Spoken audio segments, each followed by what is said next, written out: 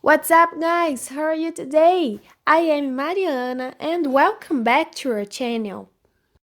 In today's video, we will tell you the history of e-commerce, how it began, what are the first companies to join e-commerce, what are the trends of the trade in the future, what is the history of the biggest electronic store, the Amazon, and what is the role of e-commerce in this pandemic.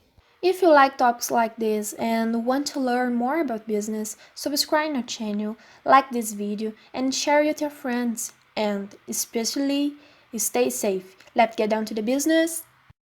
First of all, the term commerce means the process of execution of commercial transactions electronically with the help of the leading technologies such as electronic data interchange and electronic funds transfer, which give an opportunity for us to exchange business information and do electronic transactions.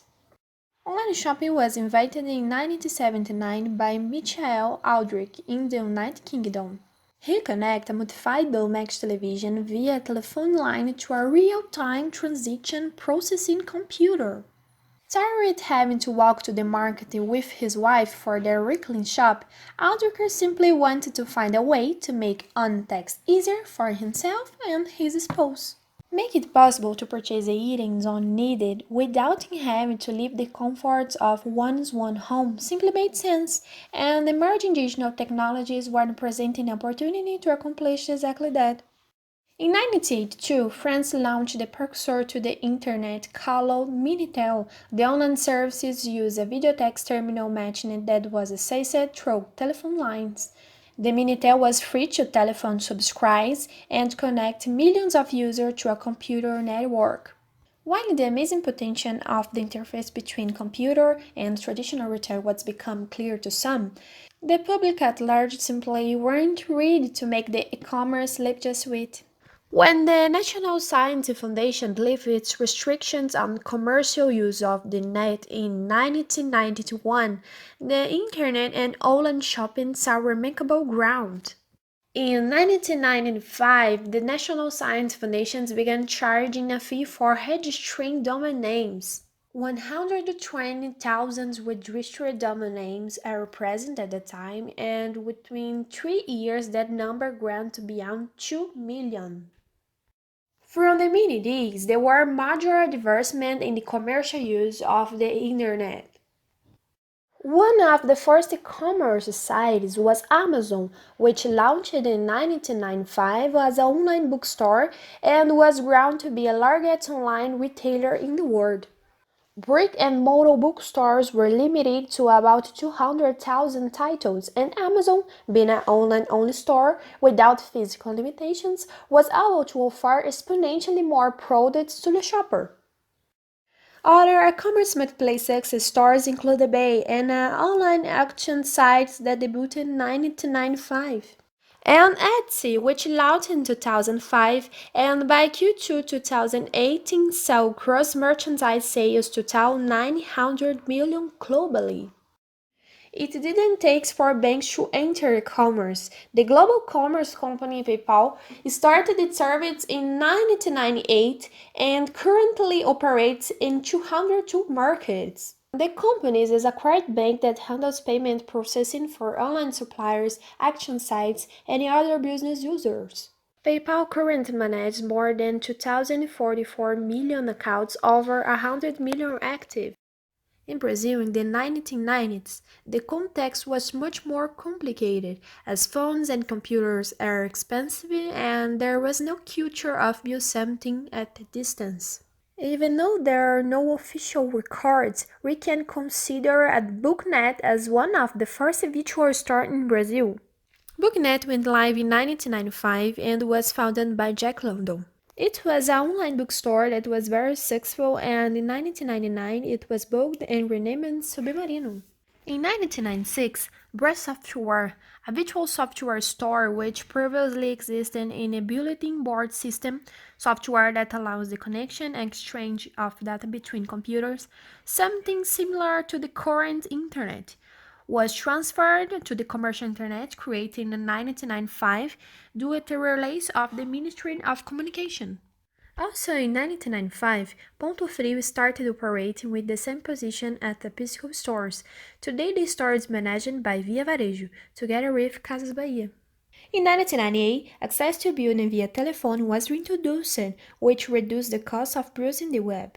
In 2000, free internet access was released, increasing online sales. 1999 was of great importance for the history of e-commerce in Brazil, as it was when Americanas and Mercado Livre merged.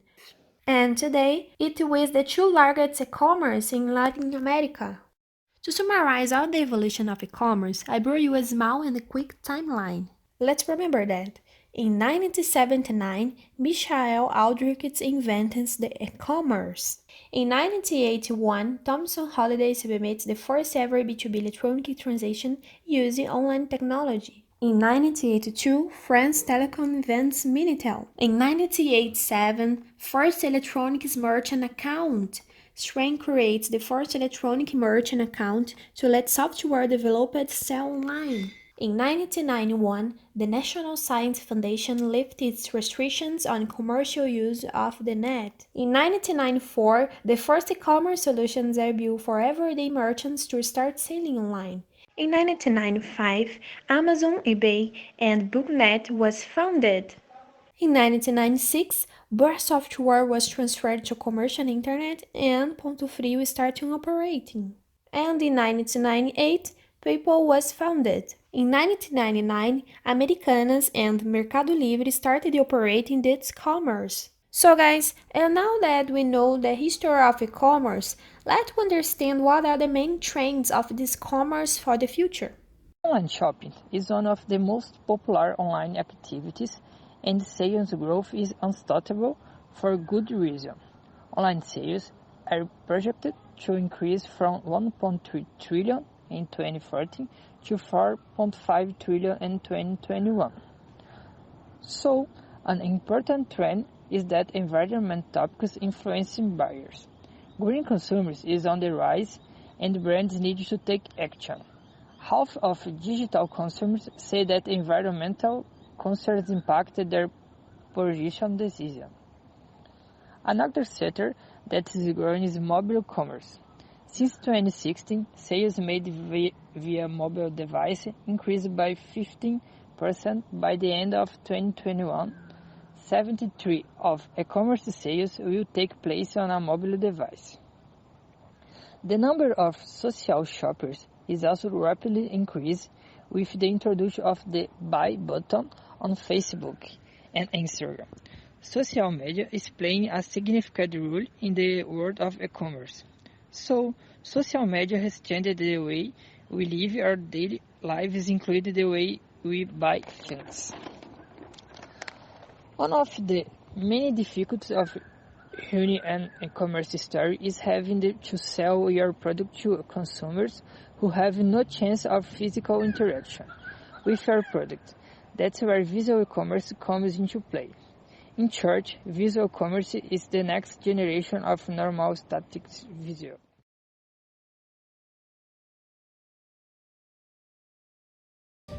Amazon, the company that delivers your packages to your doorstep.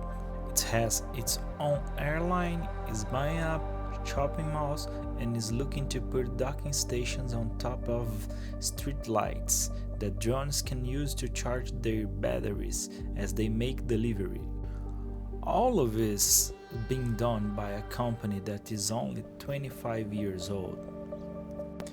It is Amazon's online businesses that have made the company so powerful. From Amazon.com to IMDb and Twitch. There's also the highly profitable Amazon Web Services. All of these online businesses are fueling the money and power behind Amazon to build the new high-tech ventures for the real world. Amazon Go stores are putting their voice control assistant Alexa into everything from microwaves, oven and vacuum cleaners to hotel and cars. So, what will Amazon's city of the future look like? when a founder is running the company they started. You can look to the philosophy of the founder to understand the company itself.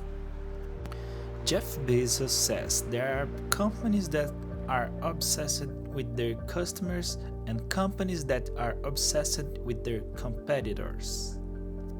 He likes that challenge, the challenge of giving customer lower prices, faster shipping, and easier shopping. And when customers always want a little bit more, that means you are always one step behind. That is where Day One comes in. Jeff Bezos says it's always Day One at Amazon. Day One is about willingness to invent and to pioneer. Because on Day 2, that is when it becomes irrelevant and decline. Take a real-world retail as example of Amazon's pioneering. It is a well-established space.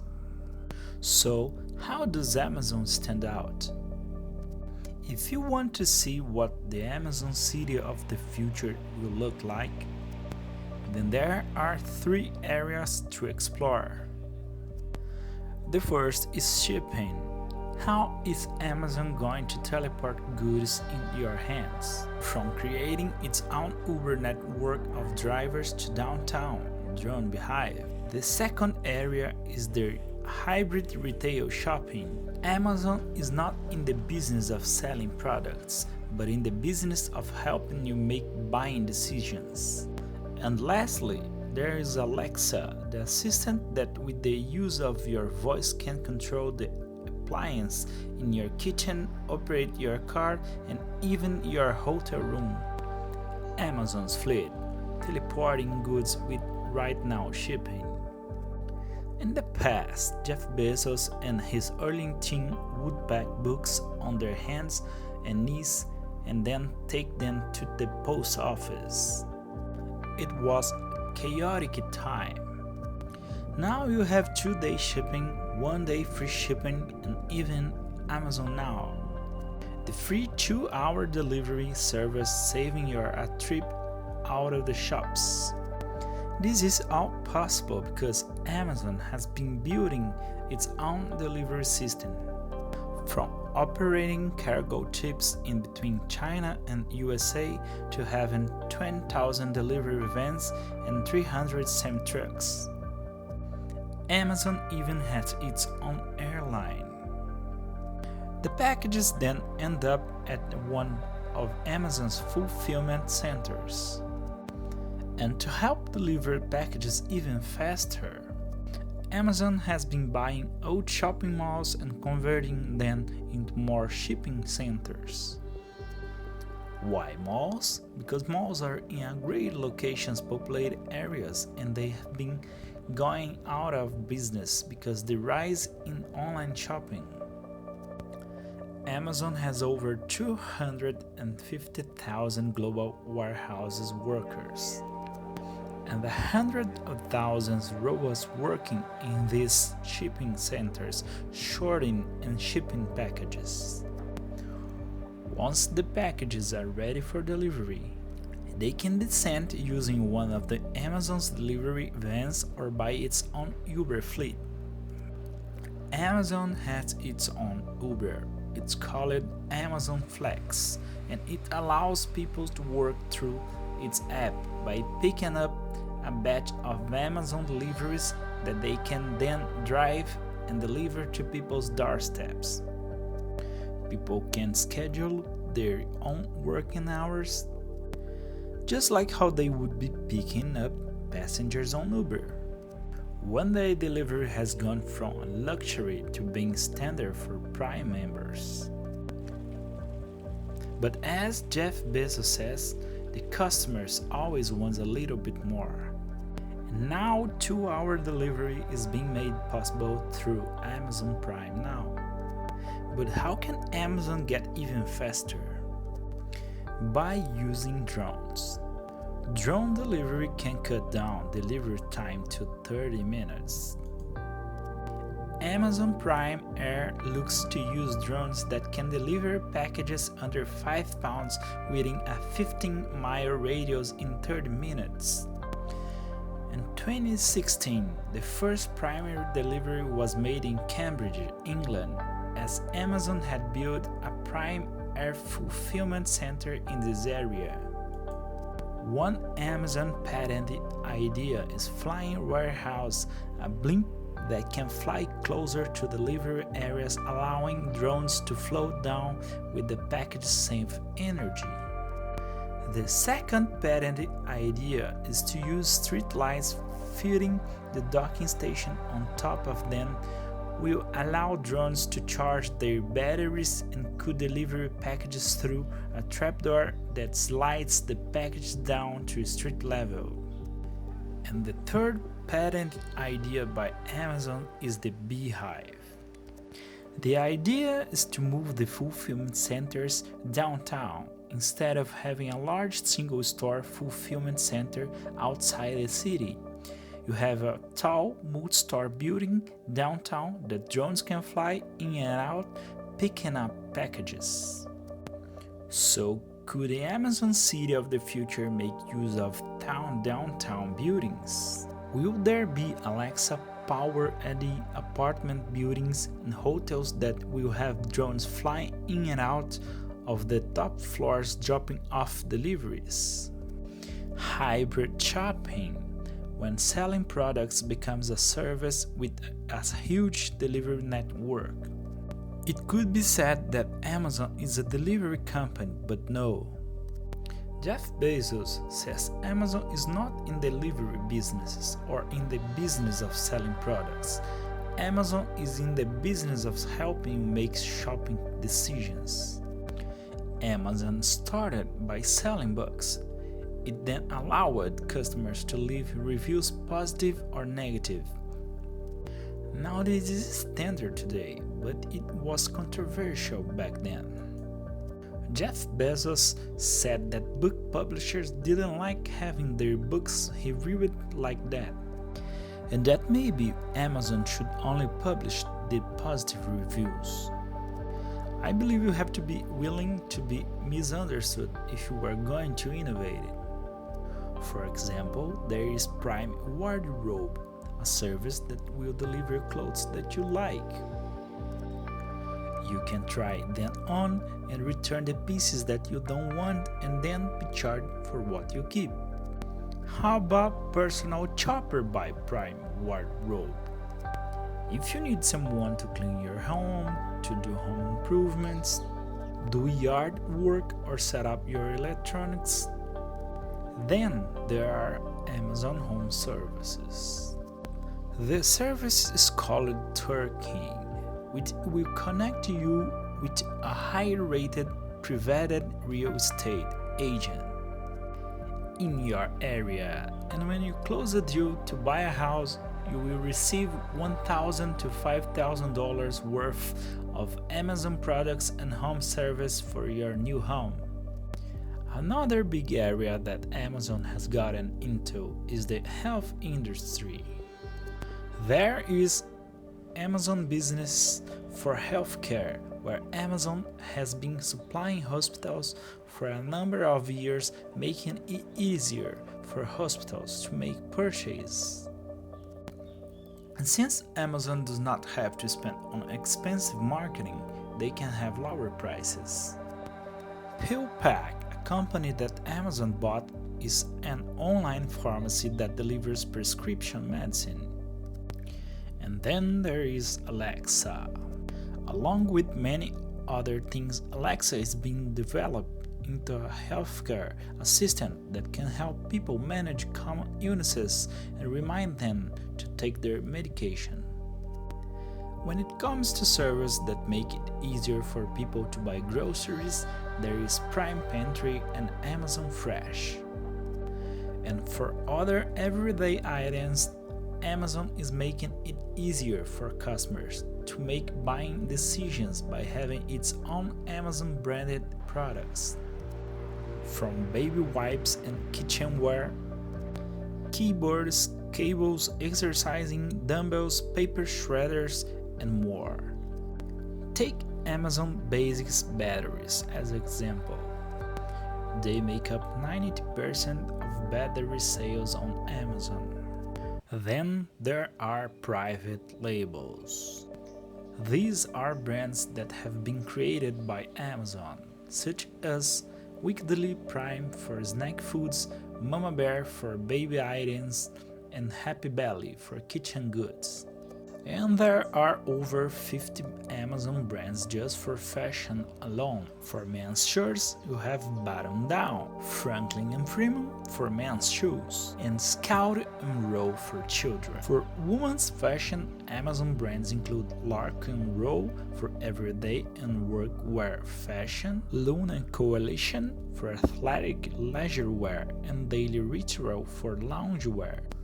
Online shopping only makes up 10% of overall shopping, and for grocery shopping, only 2% happens online. This is why you see Amazon fast expanding into real-world brick-and-mortar shops. Let's take a step back for a moment and look at Jeff Bezos' his own personal investment into a newspaper. Bezos was hesitant in buying the Washington Post because he didn't know anything about the newspaper business. But Donald Graham, the owner of the paper, told him that what the Washington Post needed was not more people who understood the newspaper business, but someone who understood the internet. They are mixing their e-commerce knowledge, data, and money with the real-world stores to create hybrid shops. Right now, there are 500 Raw Food stores and 4 Amazon 4 stars stores which sells highly rated Amazon products. There are also 18 Amazon Go stores.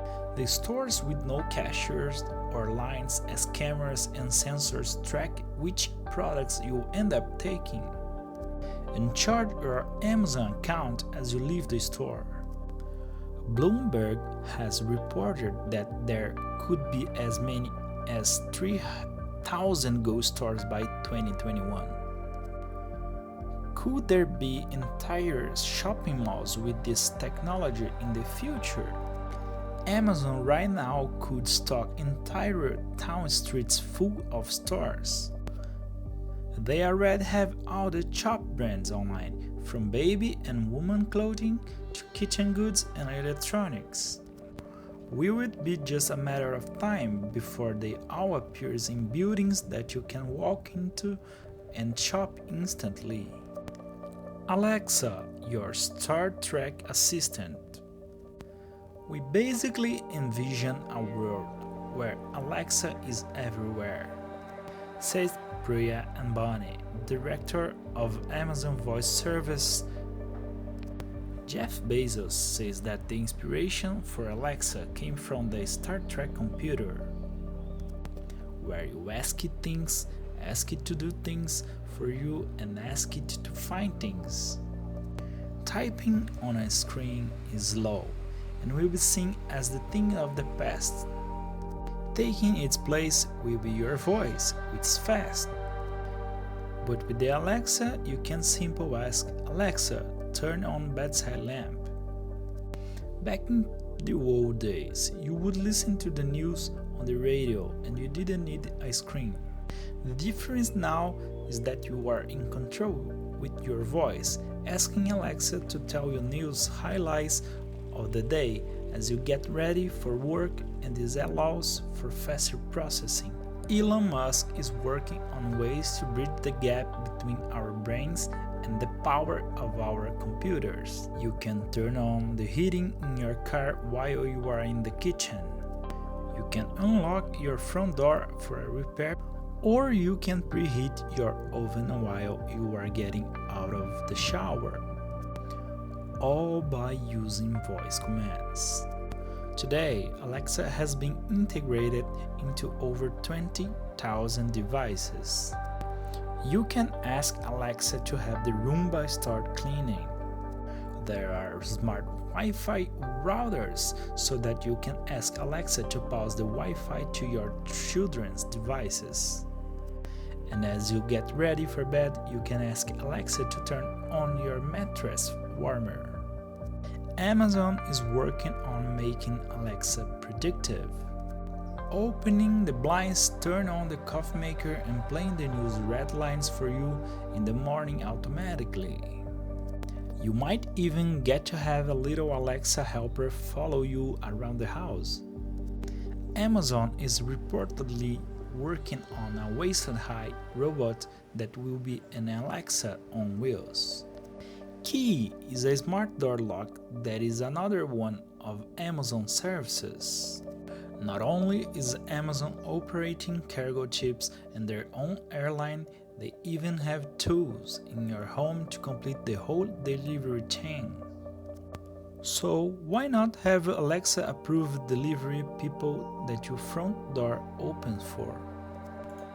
And your mini Alexa home robot takes care of your packages and stores them away for you when you get home.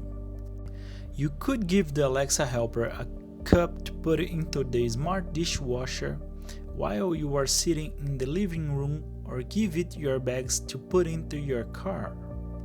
How about asking Alexa to help you find parking spots and pay for parking, something Amazon has already gotten into?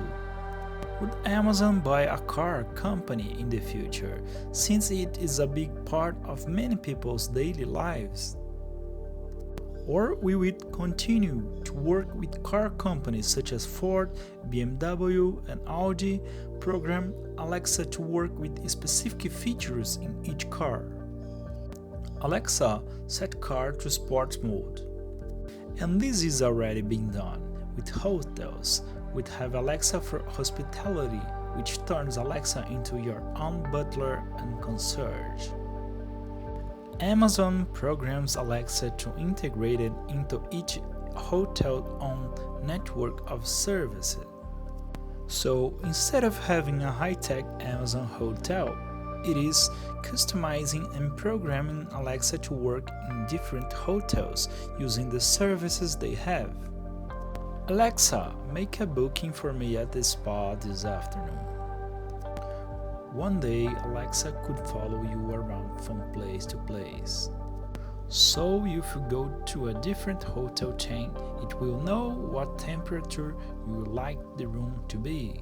The challenge for Amazon, though, is how do they keep Alexa with you when they don't operate the mini computer in your pocket, your phone? The fact that Amazon doesn't have a phone could be a benefit. It means that they have to innovate in other ways. They are pushing hard and having Alexa programmed into existing systems and space.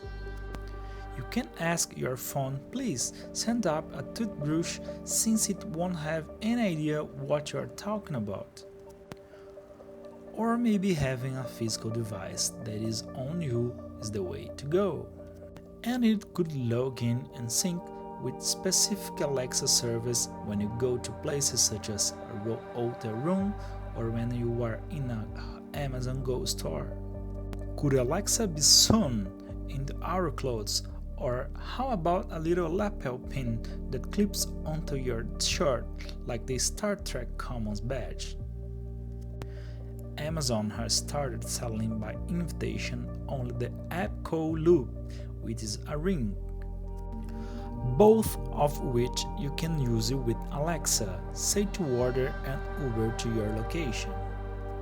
One day in the future, you could be walking down the street and pass by all kinds of stores that have no lines. And as you look up, you see drones going in and out of the buildings making deliveries. You walk into a store, and as you look at the clothes, you ask, Alexa, order my weekly grocery. And maybe what to do in case of pandemic. And now you will be aware of what can happen. Just to contextualize about COVID-19, this is an infectious disease caused by the recent virus of the coronavirus family.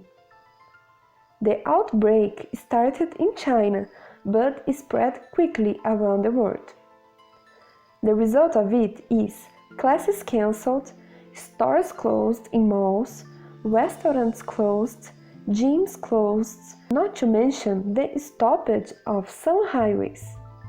The recommendation is simple: stay at home. Once people are at home, the internet has been a way to connect with the outside world and buy what's needed. In a Google study, the categories of products related to personal hygiene, cleaning, online entertainment, and food had a big increase on the sales. Other segments, however, are already slowing down, such as fashion, furniture, bed and bath stuffs. As they are considered superfluous items, they end up being left behind in the list of people's priorities. People are adapting to the new reality and creating a new routine. We are going through moments of restrictions where social isolation is promoted. This directly reflects in our ways of supplying our affective and social needs, and especially the supply needs of our homes, of companies, of contracting services. Now we will have to assimilate new habits, new ways of buying, and of course, to see ways to transform the crisis into an opportunity. Companies are in a moment of making plans, thinking about what the future of e-commerce will look like. Priorities have changed in the companies.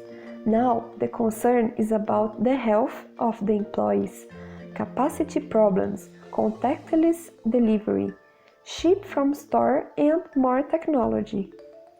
Some of these points are here to stay and will transform sales and logistics. Right now, many people are trying new shopping habits and they are enjoying it. For those who are seeing at this moment, it is the opportunity to expand the market. That is it. Life has not stopped. Companies need to continue offering their products to meet all this need. Companies cannot stop, and the technology and functional alternatives at the moment are there to help them. It is a time when many will choose to stay at home, others will work, and there are those who will work at home. But everyone will need inputs, maintenance materials, among many other items to continue to operate, and all of these will need to be available for delivery. After all, we are in a process of accelerated change in crisis. It is an environment conducive to the emergence of new business models for those who see the crisis as an opportunity to grow. The ship from store modality, for example, can be an escape to retailers. Ship from store is a service process by which the physical store stock is used to fulfill orders placed in e-commerce. As many people are at home, the increase in this modality is being exponential. Many adaptations are needed, like use of masks and better cleaning process. In ship from store mode, product separation speed is required. There is no need of specific applications or programs, but a simple process is essential. Finally, you need to combine it with any transport structure. It can be a van or a pickup to effectively know the time when deliveries will be made with scripted customers. Despite being a useful solution for many stores, ship from store is not recommended for them all because it's necessary to have stock in the store. In a store used as a showroom, for example, it doesn't make sense. In such cases, it would be better to deliver from a distribution center rather than using the store.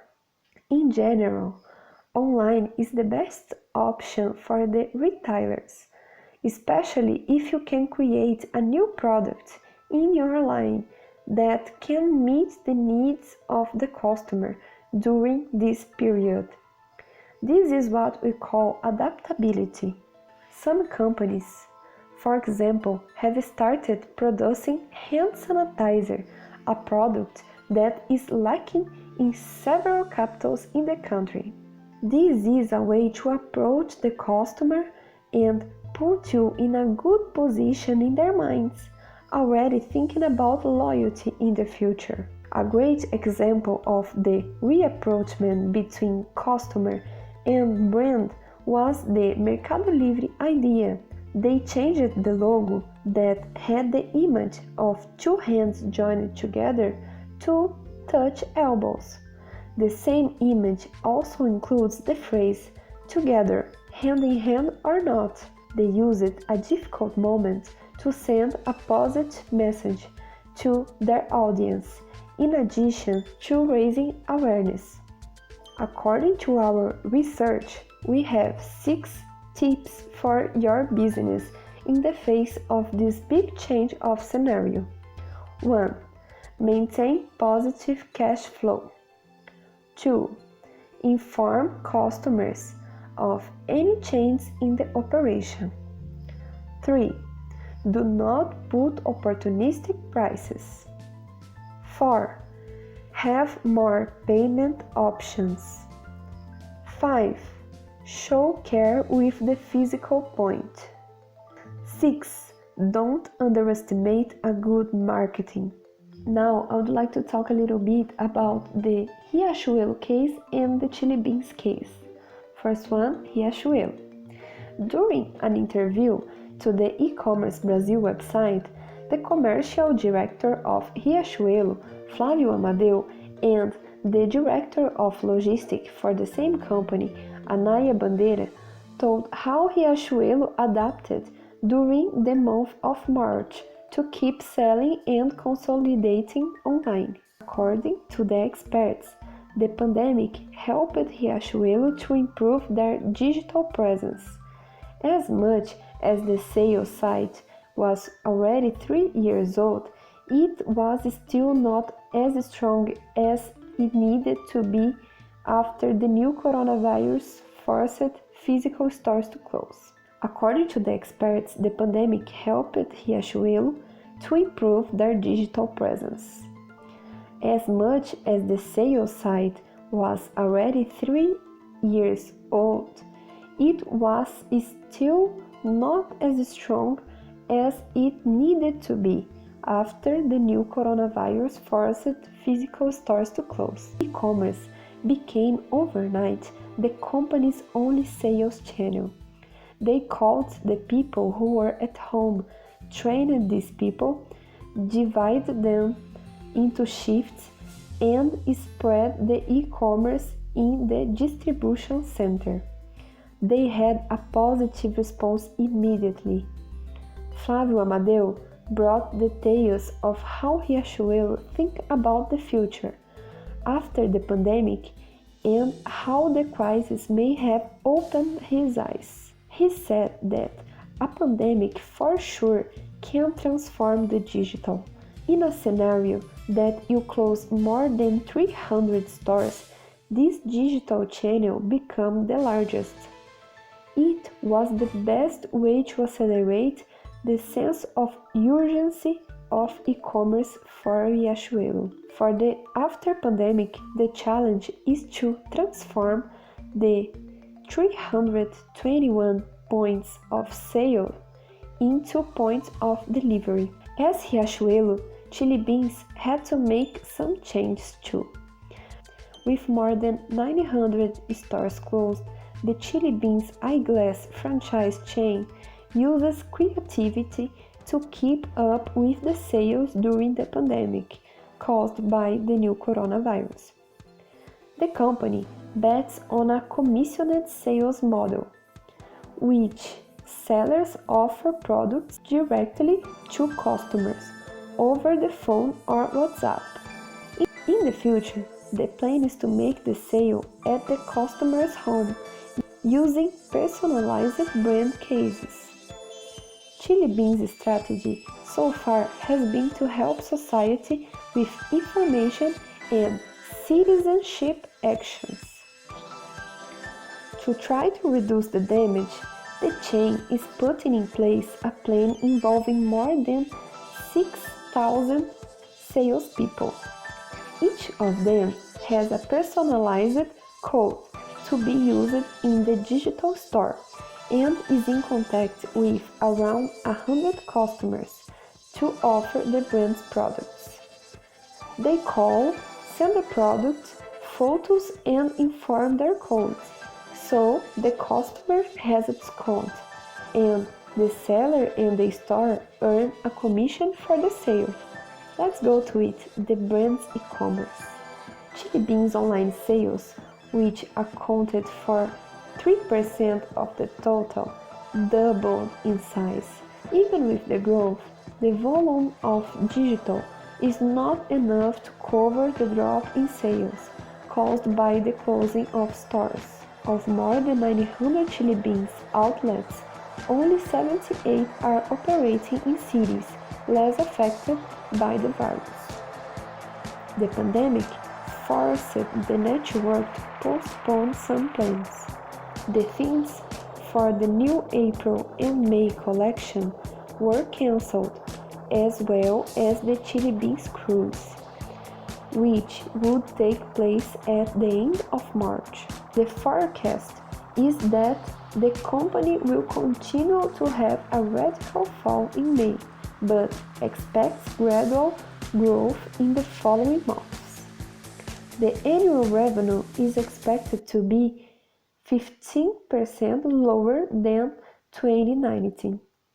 One of the challenges related to e-commerce is in relation to imported products that depend on raw materials from other countries. The inventory becomes a challenge due to the lack of flights between countries. The company currently works with low inventories because the importation process a high regularity. In the pandemic, this stopped happening. In the short and medium term, the inventory volume does increase and sales fall. In this scenario, it's important to have a marketing strategy like to encourage the consumption of the other available products. The attention in this situation is about have more than one supplier for your company's main products, if so possible, and more on allocation. A survey carried out by the Locomotive Institute about the impact of coronavirus pandemic on the consumer behavior points to an increasing trend of digitalization, purchase of apps, and the use of search resources as a means to research and compare prices of the products and services. In Brazil, there is an expressive growth in internet purchases by people over 50 and low-income classes. This digitalization trend observed of the purchasing via applications, which grew 30% in March, the first month of social isolation in the country. Another e-commerce segment that grew in the pandemic was food, such as a grocery. A grocery is the name given to the type of e-commerce practiced by supermarkets. As already on the rise before the coronavirus crisis, now, given to the context of isolation, the trend has gained even more strange. Also a matter of convenience, delivery became vital for both companies and consumers during the pandemic. In fact, demand for delivery applications has grown significantly with quarantine. HAP, a delivery app with operations in 140 Brazilian cities, has registered an increase of 30% in volume of orders, with emphasis on the categories of pharmacies, supermarkets, and restaurants. Curiosities about the e-commerce consumption in the pandemic. In the first week of April, analysis showed that the number of new buyers in e-commerce grew. With the disease, human interaction are limited, so there are a new challenge for work, automation, mechanization, and innovation, which will facilitate logistic activities with minimal human interaction, will gain strong traction. Solutions such as drones and robots, implementation and regulation move faster to become a reality in logistics. In the weeks after the start of the pandemic, the search for entertainment grew. People are desperate for new ways to start entertainment, while social distance. Game puzzles have made the kite come back. In the fact, according to the puzzle manufacturer Havenberg, sales are up 370%. So guys, don't forget, stay home and wash your hands and subscribe on our channel. Like it, please.